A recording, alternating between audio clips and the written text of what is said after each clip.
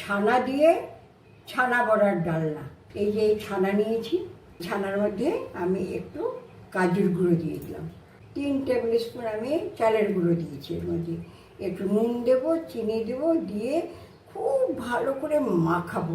মাখিয়ে তারপর গোল গোল করে বড়া করব। বড়া করে তারপর ডালনা করবো।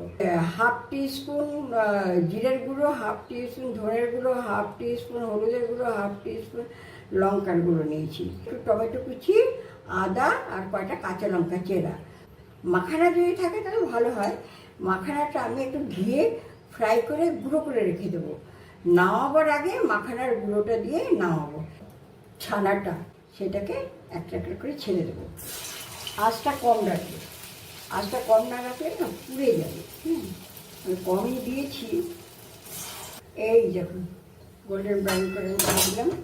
জিরে দেবো, একটা তেজপাতা দেবো, জিরে ধনে লঙ্কা সব জল করে রেখেছিলাম, সেই জলটা দিয়ে দিলাম। কষাবার সময় নুনটা দিলে কষানোটা খুব ভালো হয়, আর চিনিটা কষাবার সময় দিলে ওই কালারটাও ভালো আসবে। আর মিক্সি করে টমেটো সব আদা কাঁচা লঙ্কা করেছিলাম, পেস্টটা করেছিলাম, সেটা দিয়ে দিলাম, কিশমিশটা দিয়ে দিলাম। এই দেখুন মশলাটা এরকম তেল ছেড়ে দেবো। এইবার আমি জলটা দিয়ে দেবো, বড়াটা দিয়ে দিচ্ছি।